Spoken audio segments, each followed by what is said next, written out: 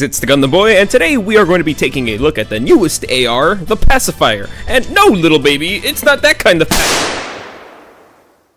You can get this weapon from the Force of Law. I got a video covering it as a whole if you're curious to know about the entire war bond, but let's get right into it. So, taking a look at the Pacifier's base stats, we can see that it has 50 damage, capacity of 40, recoil of 18, and a fire rate of 700.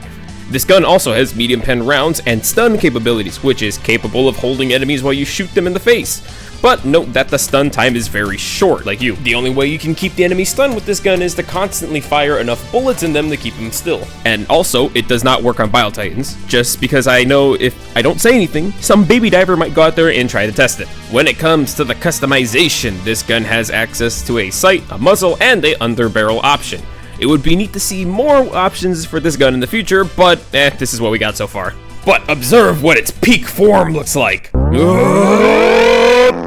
Yeah, that's it. Looking in the customization area, we can see that stats are pretty good for what it is. Oh, but Gundam Boy, it has only 50 damage! Yeah, but it's a medium pen weapon with stun on it. What else do you want? I mean, give it 60 damage maybe? I know some people say it feels a little weak, but I'm only a small YouTuber, what am I supposed to do? So let's take a look at how it fares on the bugs, and let me just say, it does just fine against chaff enemies like scav hunters and warriors. I know people are worried because its damage is at 50, but this thing kills like no problem. And with its fat mag, this allows you to jump between targets without worrying whether a bug's gonna bite your ass. Against the greater chaff is where it really shines, as hive guards, spears, and brood commanders are all juggled by this weapon. The medium pen also means you will be capable of applying stun to both hive guards and speared armored segments like their heads, which is amazing because you can stop the charge of a brood commander and those barfy bastards from hacking a toa on you. And since you'll want to know if you can stun the ass of a charger, just know it does. But have you ever tried to stun a cow with the handle end of a butter knife? On the Predator strain, I find that this gun can be useful for quick takedowns on stalkers from mauling you like the neighborhood dog named Princess. But I can find this becoming problematic if you have to take on, I don't know, maybe 3 Predator stalkers at a time.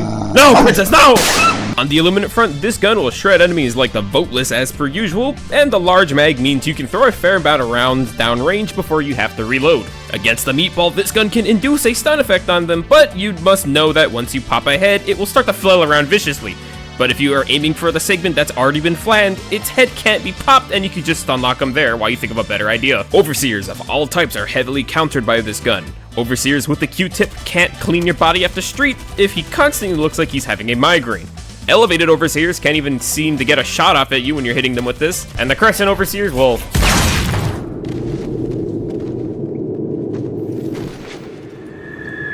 Hey, it's the Gundam Boy, and today we're gonna figure out why 82% of you are not subscribed.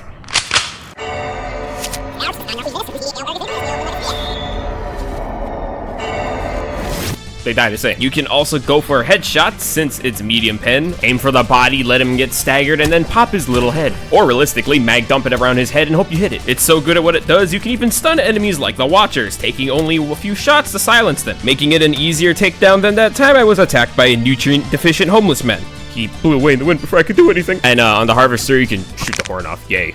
On the bot front, I gotta say, I love this gun. Trippers, well, they're still an afterthought as per usual, but against things like the dev units, oh, baby, it can just slaughter them.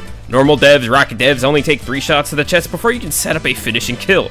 Or you can just rip it around the head and hopefully get a headshot. And this gun is capable of stance breaking them like you hit them with square off. The funny thing about the Scout Striders with no armor is that if you shoot them in the crotch, they bend forward and you can shoot the driver out of the seat. And against the armored ones, just shoot the rockets. Isn't this like known already? Just aim for the rockets. You are capable of stunning a Hulk in the back if you shoot it, but have you ever tried to shoot a refrigerator with an airsoft gun? So the best thing I can say about it is it's easy handling, stuns through medium armor, and it has low crowd control capabilities while having low damage. I personally like the gun. I think it could use a little bit more damage on it. I mean, it is a bullet, mind you, but be sure to let me know what you think in the comments down below. Otherwise, be sure to like, comment, and subscribe, and I'll see you guys later.